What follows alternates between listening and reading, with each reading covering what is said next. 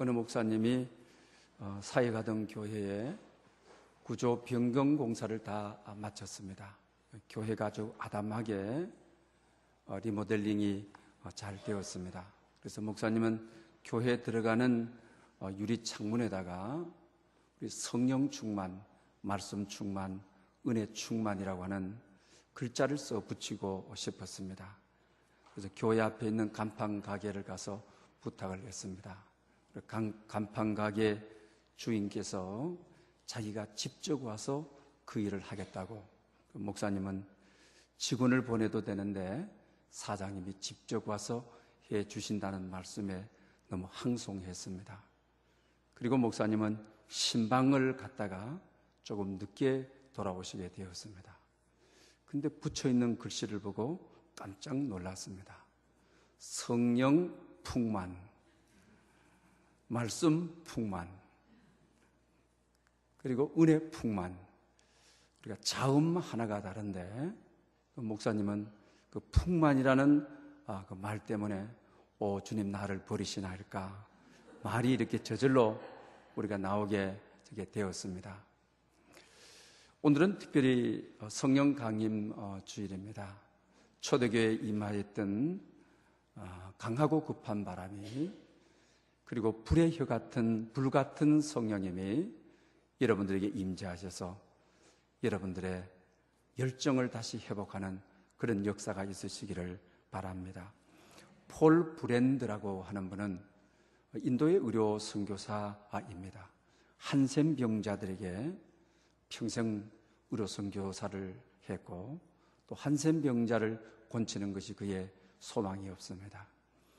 그의 평정이라고 하는 글 속에서 고난을 만드신 하나님께 감사해라, 고난만큼 큰 선물은 없다, 이런 말씀을 하게 되는 것입니다. 그 한센 병자들은 고통을 느끼는 신경이 마비된 사람들입니다. 그래서 난로에다가 자기 손을 얹어도 감각이 없습니다. 코가 문드러져도 감각이 없습니다. 그리고 손가락이 떨어져 나가고 발가락이 떨어져 나가도 감각이 없습니다. 고통을 느끼는 신경이 다 마비되어 있기 때문인 것입니다. 여러분, 우리가 감각이 있다는 것이, 고통의 감각이 있다는 것이 얼마나 감사할 내용인지 여러분 모릅니다. 그러면서 그는 그의 글 속에 한센 병자들에게 물으면, 하나님께서 당신에게 지금 어떤 선물을 주면 가장 큰 선물이겠느냐? 그러면 그들은 고통이라고 하는 선물입니다. 그러면서 마지막으로 감사를 지으신 내게 하나 감사해라. 왜? 고통을 느낄 때 느낄 줄 알고 위험할 때 위험을 느낄 줄 아는 게 얼마나 감사한 일이냐, 이렇게 말하고 있는 것을 보게 되는 것입니다. 우리는 대부분 고통이 없는 세상을 원하는 것입니다. 여러분, 고통이 없으면 좋을 것 같습니다. 그러나 고통이 없으면 감사도 없고 행복도 없고 기쁨도 없다라고 하는 것입니다. C.S. 루이스라고 하는 분은 그 고통에 대해서 가장 진지하게 글을 쓴 분입니다. 그러면서 그분의 결론은 고통은 하나님의 학성기다라고 말하고 있습니다. 참, 우리가 고통을 느낄 때, 여러분 세월 가운데 정말 고통스러운 세월이었다 했을 때 하나님이 찾아오셨고 나를 만나주셨고, 또 인격적으로 성령으로 나를 충만케 하셨고, 우리가 오늘 이 시대에 감각을 잃어버린 시대에 우리가 감각 없이 오는 병이 또 암병 아닙니까? 고통 없이 오는 한센병이 무서운 병이지만, 또 우리가 오늘 시대에 가장 큰 무서운 병을 암이라 합니다. 고통 없이 오기 때문인 것입니다. 고통이 있으면 빨리 병원에 가서 치료받으면 됩니다. 고통을 느낀다고 하는 것은 치료될 수 있는 겁니다. 그럼 오늘 이 시대에 우리는 감사의 감각이 마비되어 버리는 정말 합당히 감사하고 살아가야 되는데 우리는 마비돼. 부모의 은혜에도 마찬가지고, 자녀들에게도 마찬가지고, 교회에 대해서도 마찬가지고, 공동체에 대해서도 마찬가지고, 하나님은 왜 고통을 주시느냐? 감각을 회복하라고. 위험이 왔다, 어려움이 왔다, 피해라. 고통을 느껴야 피할 수 있는 것이 여러분 아닙니까? 오늘 본문 말씀은 우리가 너무나도 잘 아는 말씀입니다. 그 요나에 대한 이야기입니다. 요나는 하나님께서 계획하셨던 대상이었다고 하는 것입니다. 어느 날 요나 선지자를 향해서 니느웨이로 가라고 하였습니다. 그런데 자기 자신은 아닙니다, 싫습니다, 못 가겠습니다, 이러는 겁니다. 그러면서 정반대 방향인 다시에서, 지금은 스페인이죠, 스페인 방향으로 가는 겁니다. 하나님께서 그냥 두실 이유가 없죠. 그래서 오늘 본문에도 주의 파도다, 주님께서 직접 보내신 환경인 파도다, 주의 큰 물결이다, 주께서 풍랑을 보내신 것입니다. 그러자 배에 타고 있던 사람들이 배가 기울어지게 되니까 이 풍랑이 누구의 연고인지 제비 뽑자. 제비 뽑으니까 요나에게 떨어지게 된 것입니다. 그리고 이제 요나는 선원들 앞에서 말을 해야 되는 것입니다. 오늘 본문 1장에 보게 되게 되면 나는 히브리 사람입니다, 바다와 육지를 지으신 하늘의 하나님 여호와를 경외하는 자입니다. 이 불순종의 결과가 하나님이 풍랑을 보냈다고, 자기가 제비 뽑아 풍랑치는 바다에 던짐을 받아야 되는데 고통이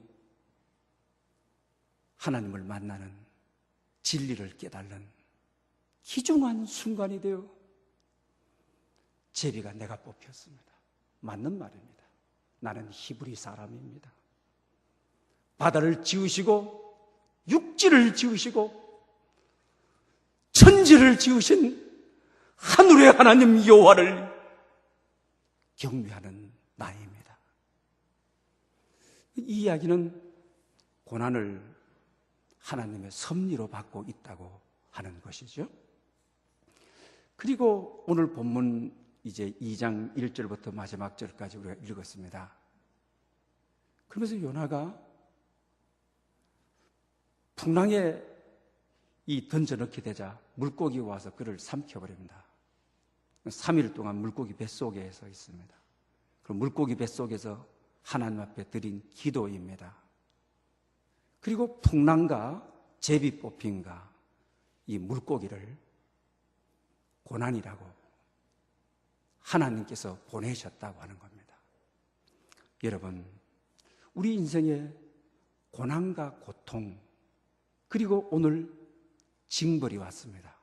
징계가 왔습니다. 그런데 우리가 히브리서 12장 6절에 보게 되면 주께서 사랑하시는 자를 징계한다, 그가 받으시는 아들을 채찍질하신다, 그렇게 말하고 있습니다. 영어 성경에서 이 고통, 징벌을 캐스닝이라고 했습니다. 훈련이라고 하는 것입니다. 그리고 또 히브리서 12장일 때도 주께서 사랑하는 자를 징계한다, 디스프리닝이라고 했습니다. 훈련하다. 다시 말하면 강제적 훈련이라고 하는 것입니다. 그러니 고난을 느낀다, 니느웨로 가라, 못 갑니다. 안 가겠습니다. 반대 방향으로 가겠습니다. 하나님은 사랑하시기 때문에 채스닝, 사랑하시기 때문에 징계를 보내요. 하나님은 강제적 훈련을 시키고자 풍랑을 보낸 겁니다. 물고기를 보낸 것입니다. 그러지 않으면 말을 안 들으니까요. 끝까지 갈 대로 가버리게 되는 것이니까요. 여러분, 우리 인생에 풍랑이 올 때, 우리 인생에 제비 뽑혀 나만이 당하는 고난이라고, 왜 내 자신에게 이 제비가 뽑히느냐고, 이 고난이 왜 내 자녀에게 골라서 떨어진 고난이냐고 때로는 우리가 원망합니다. 그러나 그는 원망이 아닙니다. 사랑하기 때문에 강제적 훈련을 시키려고 우리에게 고통을 선물로 줘서 사명을 다시 회복시키려고 하나님에 대한 배려라고 하는 저게 사실입니다. 그리고 요나가 물고기 뱃속에서 3일 동안 있으면서 기도를 합니다. 그리고 3일 동안 있으면서 오늘 본문 9절에 보게 되면 피크를 이루게 됩니다. 서원을 하게 됩니다. 이 물고기 뱃속에서 나를 나가게 해 주신다면, 물고기 뱃속에서 나를 내보내 주신다고 하면, 다른 기회 한 번만 더 주신다면 뭐라고 했습니까? 감사의 목소리로 주께 제사를 드리고 나의 서원을 갖겠나이다. 구원은 여호와께 속하였나이다. 할렐루야! 첫 번째는 불순종하여 물고기 뱃속에 들어갔지만은 다시 물고기 뱃속에서 나가는 인생에 다시 한번 기회를 주신다면 불순종하지 않고 사명을 감당하고 지금까지는 한없는 은혜를 받고 선지자로 부름을 받고 너는 내 것이라 택하여 지정하여 하나님의 구별된 사람으로 부름받아 감사의 감격을 잃어버리고 가고 싶은 대로 하고 싶은 대로 풍랑이 있는 대로 살았지만 이제 나에게 다시 생명 한 번 더 주신다면 감사의 목소리로 감사의 제사, 감사의 예배를 드리겠습니다. 이것이 나의 소원입니다. 그러니 주님, 구원은 여호와의 손에 있으리 이 풍랑에서 고기 뱃속에서 나를 건져주십시오. 그러면 나는 감사의 사람이 될 것입니다. 은혜에 보답하는 사람이 될 것입니다. 은혜에 보답하기 위하여 당신이 그토록 구원하기 원하였던 니느웨이로 가서 18만 5천 명을 구원하겠습니다. 이런 마음을 담고 있다라고 하는 사실입니다. 그러니 고난은 감사의 감격을 회복시키기 위해서, 감사의 감격이 없게 되면 사명을 감당할 수가 없게 되는 거예요. 십자가, 왜 주님이 나를 위해서 죽으셨느냐? 왜 십자가의 길을 가야 되느냐? 옛날에는 80년도에 저희들 전도사 할 때는 이런 환경에서 여기 전부 바닥이 도끼다시도 아니죠. 그냥 먼지가 나는 세면 바닥이죠. 그리고 또 요사이 이렇게 히타 나오고 그 전도사들이 나와가지고 일찍 새벽같이 나와서 깔탄, 새카만 깔탄 그 불 피우자면 주일만 되면 콧구멍이다. 그런데 그 당시는 십자가의 찬송을 부르게 되게 되면 감격이 살아있었어요. 십자가의 은혜가 살아있어요. 눈물을 줄줄 흐르면서 찬양하는 이들이 참 많았습니다. 현대 환경이 좋습니다. 주님이 아무리 나를 위해서 죽었다 해도, 너를 사랑하기 위하여, 너를 구원하기 위하여 피 한 방울 물 한 방울 남기지 않고 돌아가셨다 해도 감격이 없습니다. 감각이 없습니다. 눈물이 없는 시대라고 하는 사실입니다. 이와 같은 시대에 때로는 왜 하나님, 내가 제비 뽑혀 나만이 당하는 고난입니까? 왜 하나님, 내가 가는 길에 풍랑을 왜 보내십니까? 내 인생 앞길을 왜 이렇게 사납게 하십니까? 물고기를 보내서 통째로 삼켜버리면 사실 물고기 뱃속에 들어가면 녹아버려야 됩니다. 그러니 자기가 오늘 수월에서 부르짖었다. 지옥 갔다 온 것보다 더 무서운 경험을 왜 나만이 당하는 아픔입니까? 나만이 당하는 고통입니까? 아닙니다. 왜 그렇게 하셨습니까? 사랑하는 자를 훈련시켜 감사의 감격을 회복하고 이 감사를 가지고 니느웨로 가게 하고자 감사의 목소리로 제사드리고 감사의 목소리로 기도하고 감사의 목소리로 사역하고 주님, 이것이 나의 소원입니다. 주님께 향한 나의 약속입니다. 구원은 여호와께 속하였으니 주님 나를 이 물고기 뱃속에서 건져주시면 감사의 서약을, 감사의 소원을 내가 지키겠습니다. 오늘 우리 시대에 이런 회복이 있어야 된다고 하는 사실입니다. 사실 불순종할 때 하나님 요나를 그냥 내버려 두셔도 되십니다. 그런데 하나님은 주님의 파도와 주님의 큰 물결을 보내셨습니다. 사랑해서입니다.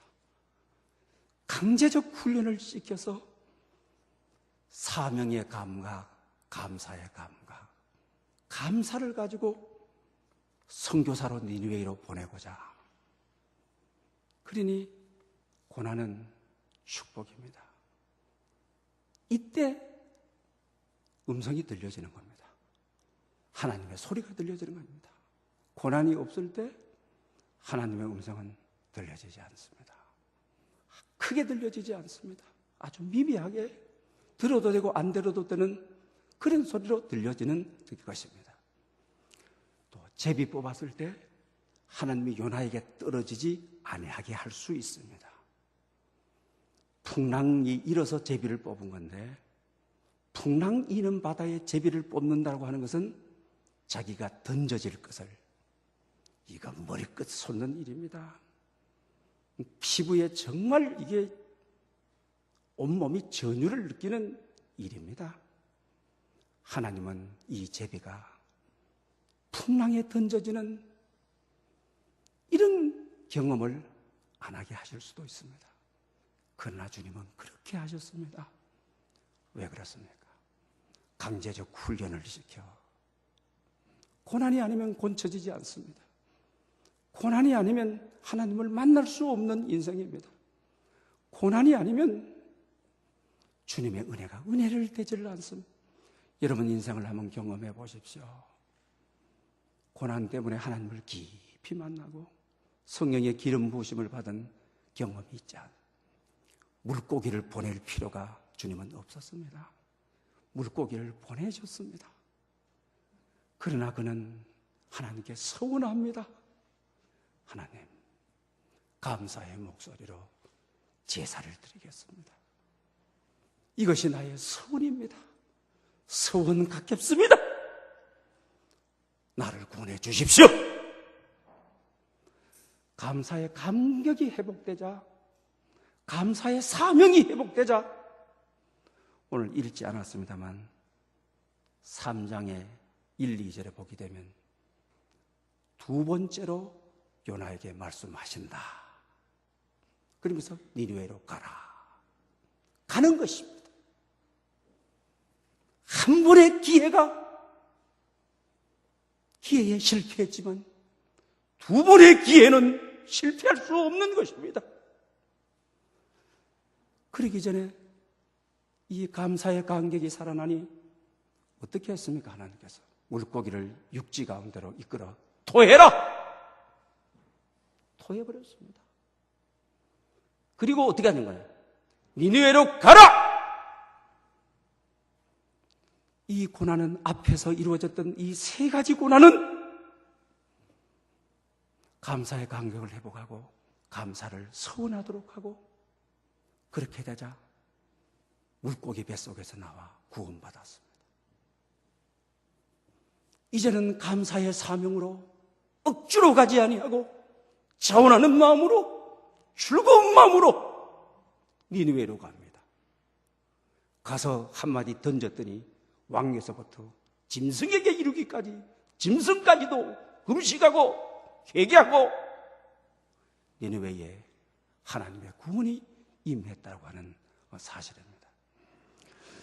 사랑하는 여러분, 여러분들이 당하는 고난이 나만이 당하는 고난이라고, 여러분들이 힘들고 힘들어하는 삶의 정황이 풍랑 속에 빠져 있으니 물고기 뱃속에 들어가 용신할 수 없는 상태가 되어버린 개인적인 환경이나 사업적인 환경이나 자녀의 환경이든지 감사를 통하여 하나님을 구체적으로 인격적으로 만나십시오. 그리고 고난 가운데 하나님의 음성이, 하나님의 말씀이 생명으로 레마로 내 머리에서부터 발끝까지 나를 사로잡는 말씀으로, 나를 압도하는 말씀으로 압도되어 버리십시오. 토해내게 하십니다. 감사의 사명으로 역사가 있기에 하나님께서 능력까지 줘서 한마디 던지면 하늘과 땅이 움직일 수 있도록 하나님께서 역사해 주셨다고 하는 사실입니다. 고난은 하나님 만날 수 있는 기회입니다. 고난은 감사의 서원을 할 수 있는 기회인 것입니다. 고난은 감사의 감격을 회복할 수 있는 기회인 것입니다. 며칠 전에 윤서원 씨가 쓴 낯선 곳에서 살아가기라고 하는 책을 읽었습니다. 이분은 외국에 돌아다니면서 한 석 달 동안 머무면서 고생을 많이, 낯선 곳에서 살아가면서 겪은 경험담을 이야기했습니다. 제가 좀 읽어드리려고 합니다. 죽을 만큼 아플 때 그녀의 눈물은 결국 보석이 되었다. 죽으면서, 살면서 죽을 만큼 아픈 고통 앞에 서 있다면 이 시간은 나를 강하게 만들어 준다고 외워보자. 잘 데렸고 아픈 거라고 끝까지 가보자. 외국 여행하면서 죽을 만큼 아팠다. 그때 이 시간은 나를 잘 되게 하라는 거다. 외워봐라. 외쳐봐라. 그리고 끝까지 가봐라. 그 고난이 내게 보석이 되었습니다. 그 고난이 나의 보물이 되었습니다. 그렇습니다. 하나님의 계획 아래 이루어진 우리에게 보내진 고난은 하나님의 뜻을 이루고 축복이 되고 우리로 하여금 감사하도록 하고 감사로 사역하도록 부름을 받게 되는 것입니다. 더글러스 메가더 장군에 대한 이야기입니다. 여우굴에 무신론자가 없다. 유명한 말이죠. 물론 이 여우굴은 참호를 말하는 거죠. 전쟁에 포탄이 날아가고 총알이 그냥 날아가는데 무신론자가 없다. 아무리 나는 하나님을 안 믿는다, 하나님 없다 부인하는 자도 포탄이 공중을 오고 나가는 천공 밑에서는 하나님 날 살려주십시오. 하나님 날 불쌍히 여겨주십시오. 다 하나님을 찾더라고 하는 것입니다. 여러분, 하나님은 우리를 만나려고, 하나님은 우리를 구원시키려고 극한적인 상황, 오늘 본문에 폭풍을 보내고 바다에 던져넣기도 하고 물고기를 보내가지고 용신하지 못하도록 삼켜버리기도 하고, 그러나 그것은 환난 중에, 그래서 우리가 시편 46편에도 환난 중에 만난 큰 도움이신 여호와, 환난 중에 만난 여호와, 환난 중에 만난 큰 도움이신 여호와. 환난은 나를 부하게 합니다. 고통은 나를 살게 합니다. 고통은 비전을 줍니다. 도전하도록 합니다. 도전이 있는 곳에 감사가 있습니다. 도전이 있는 곳에 기쁨과 행복이 있다고 하는 사실입니다. 1895년도 프랑스의 미술 미술가 협회에서 그 해의 상으로 프린시스 모더리니를 뽑았습니다. 그래서 상 받으러 온 모더리니를 보고 사람들이 깜짝 놀라버렸습니다. 왜? 그의 그림이 너무 정교한 자연을 그렸는데 하나님의 숨결을 느끼고 그랬다고 하는 거죠. 그런데 그분이 상 받으러 양팔이 없는 겁니다. 양팔이 없는데 하나님의 숨결을 느낄 만큼 자연의 그림을 그렇게 잘 담아낸 그림. 그래서 그 해에 미술가 협회에서 주는 상을 받으러 왔는데, 그러면서 그는 양손이 없는데 그 당시 의학이 발달되어 있지 않아서 나무로 만든 손을 통하여 그렸다. 그러면서 그가 남긴 유명한 말이 있습니다. 고난은 하나님의 다정함으로부터 나온다. 따라합시다. 고난은 하나님의 다정함으로부터 나온다. 예. 여러분, 고통은 양팔이 없는 것은 원망하고 인생을 탄식하고 살아가게 되면 저주지만은, 그러나 양팔이 없는데 이 고난당하는 자에게 하나님의 인자하심, 하나님의 다정다감하심, 나무로 된 손을 가지고 하나님의 숨결을 느끼며 천지를 창조하신 하나님의 손길을 느끼며 그림에 다가갔다고 하는 것입니다. 고난은 하나님께서 가장 가까이 와 있다는 것입니다. 고난은 강제적 학습을 통하여 하나님이 나를 쓰고자, 감사의 사람으로 쓰고자 나를 잡고 계시는 순간이라고 하는 사실입니다. 여러분, 오케스트라 첼로를 연주했던 우리 토스카 니니라고 하는 사람, 우리가 잘 압니다. 원래 이분은 선천적으로 아주 극심한 근시안을 알아서 앞을 볼 수가 없죠. 그런데 19세 때에 자기 자신이 이 극심한 근시안이 하나님께서 기회를 주시는 하나님의 축복의 자리에서는 놀라운 일을 경험하게 되는 것입니다. 오케스트라 첼로를 연주하면서 이제 시연회를 다 이제 끝마치고 이제 연주회로 나가야 되는데 지휘자가 아파서 갑자기 병원에 입원을 하게 됩니다. 그리고 바깥에서 섭외를 해서 지휘자를 모실 수가 없습니다. 이 단원들 가운데 뽑아야 되는 겁니다. 자기는 19세에 앞을 전혀 보지 못하는 사람이 자기가 뽑히게 됩니다. 왜냐? 앞을 보지 못하기 때문에 악보를 완전히 외워버리는 것이 이게 습관이 되어 있습니다. 체질이 되어 있었던 것입니다. 그래서 여러분, 고통이라고 하는 것이 우리 인생의 약점이요 장애라고 했던 것이 감사하게 되게 되면은 하나님이 쓰시는, 그래서 이분이 최고의 세계적인 지휘자가 여러분 되지 않습니까? 고통 가운데 감사하면 기적이 시작되는 것입니다. 풍랑을 보내신 하나님께 감사하기로 서원하게 되게 되면 최고의 선교사가 되어 한마디만 던지면 니느웨에 회개의 역사가 일어나고 죽어가는 사람들이 살고 멸망하도록 예정되어 있는 이들이 다시 생명을 얻는 역사가 일어나는 것입니다. 풍랑 앞에 물고기 뱃속에서 불평하고 원망하게 되게 되면 죽게 되지만 그곳에서 감사하면, 하나님께 감사하며 살겠다고 약속하고 서울하게 되면 삶의 길이 열리는 것입니다. 더 큰 역사, 더 큰 사역자로, 더 큰 일꾼으로 하나님 앞에 부름받게 된다고 하는 저게 사실입니다. 오늘 여러분, 서운에 대한 이야기, 여러분 가운데도 서운을 해본 분이 계십니까? 제가 알고 있는 분들도 장신대 교수로 계시는, 조직신학교로 계시는 저 동기입니다. 서울대 천문학과를 나왔죠. 딸을 넷을 놓고 부산 진교의 장로님 아들인데, 아들을 달라, 하나님 아들을 주면 하나님께 바치겠습니다. 하나님께. 아버지 장로도 어머니 권사도 그렇게 기도해요. 그분이 요 앞이 다 찢어져 있습니다. 아들 하나를 낳았는데 공부를 잘했습니다.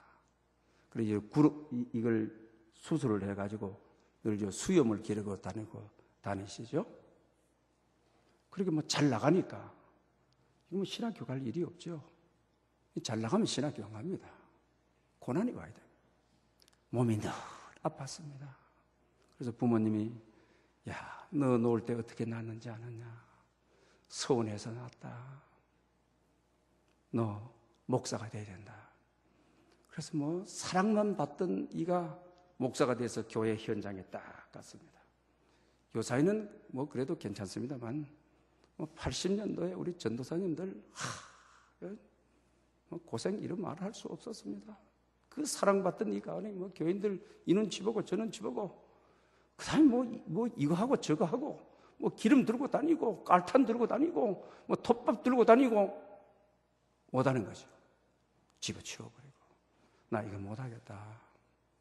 그러니까 부모님이 그래도 너를 소원하여 그러면 교수가 될 수 있지 않느냐.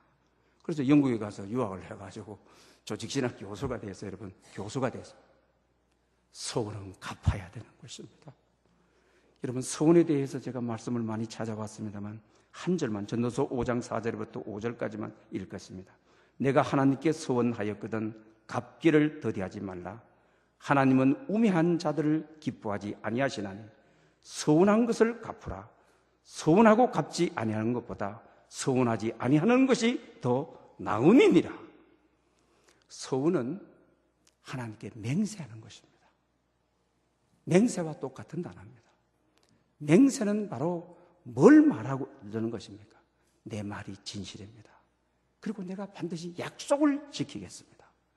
또 어떤 일이 있었다 할지라도 이 약속에 대해서 신실하게 지킬 것을 증언합니다. 보증합니다. 이런 말을 가지고 있는 겁니다. 여러분들도 몸이 아플 때 서운해서 건강을 얻고 또 교회를 지을 때도 서운하고 자식을 못 낳아서 서운을 하고 사업이 너무 안 돼서 서운을 해서 사업이 일어나고 여러분들은 서운을 지켰습니까? 요나는 서운을 갚았습니다. 서운을 지켰습니다. 성경 어디를 보나 서운은 자발적인 것이고 누구의 강제적인 힘에 의해서가 아니라 너희 자유로 선택된 것이므로 서운은 갚아야 된다고 말하고 있습니다. 금년도 우리가 연초에 늘 감사, 여러분 송구 영신 예배 드릴 때 사인도 하고 하루에 5가지 이상의 감사 일기 쓰겠다. 일주일에 2가지 이상 선한 일을 하겠다. 한 달에 감사 독서 2권 이상 하겠다. 그리고 이 독서를 같이 나누겠다. 서운했습니다. 요나는 다른 서운이 아닙니다. 1차적인 서운이 감사의 목소리로 하나님께 예배하겠습니다. 제사하겠습니다. 감사로 예배드리고 감사로 기도하고 감사로 사역하고 억지로 하지 않고 이게 서운이었습니다. 그래서 교회 금년에는 늘 감사 운동을 시작하고 여러분 사인하고 서운했다고 한다면 감사를 실천해야 합니다. 서운은 지켜져야만 하는 것입니다. 그럴 때 복이 있는 것입니다. 은혜가 있는 것입니다. 하나님의 역사가 우리가 6.25 일어났을 때 6.25 전쟁에 참여했던 분이 목사가 된 분들이 많죠. 왜 그랬습니까? 전쟁의 포화 속에 하나님 죽지 않고 나가게 되면 내가 주의 종이 되겠습니다. 많은 사람들이 정말 훌륭한 목사님들 많았습니다. 그러나 소원 안 지킨 사람들 많죠. 그 다음에 또 우리 미국에 있어서 우리 걸프전 일어났을 때 그때 미국 신문들이 그때 여러분 보셨습니다. 성경을 보내달라. 걸프전에 참여했던 군인들이 그리고 구주를 예수 그리스도로 영접했다. 이런저런 서운했는 사람들이 많다. 서운은 쉽게 할 수 있습니다. 그러나 서운을 갚는 것은 쉽지 않습니다. 여러분들은 서운을 갚은 사람입니까? 무엇보다도 은혜에 대하여 감사의 서운을 갚은 사람입니까? 철로 역정에 보게 되게 되면 해석자 의집에 구도자가 이루게 됩니다. 근데 어느 분이 난로에다가 계속 찬물을 퍼부어댑니다. 그런데도 불길이 막 하늘 타오르는 거죠. 그래서 이 구도자가 뒤로 돌아가 보니까 앞에서는 어느 분이 찬물을 끼얹고 있는데 뒤에서 기름을 계속 붓고 있는 것입니다. 그래서 자기의 의심이 풀리게 됩니다. 그 기름은 성령의 기름이었습니다. 오늘 이 시대에 교회에 찬물 끼얹는 사람 많습니다.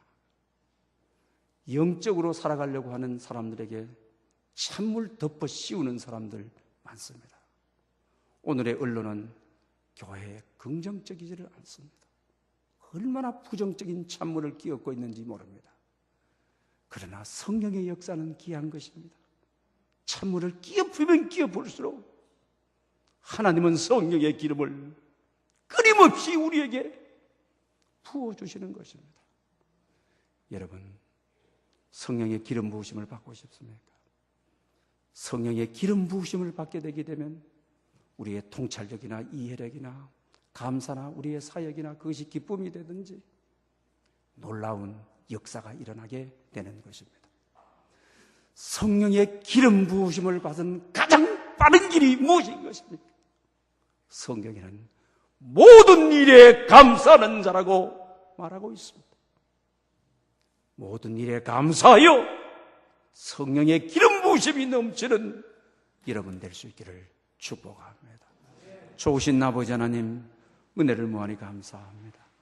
오늘 저희들 아버지 집으로 불러주시고 성령 강림 주일에 하나님의 말씀을 들었습니다. 고통을 통하여 성령의 기름 부으시기를 원하고, 고통을 통하여 하나님의 음성 듣기를 원하고, 하나님의 길 알기를 원하시는 주님, 나에게 보낸 폭풍이 나를 쓰시기 위한 하나님의 은혜임을 알고 감사합니다. 영광을 돌립니다.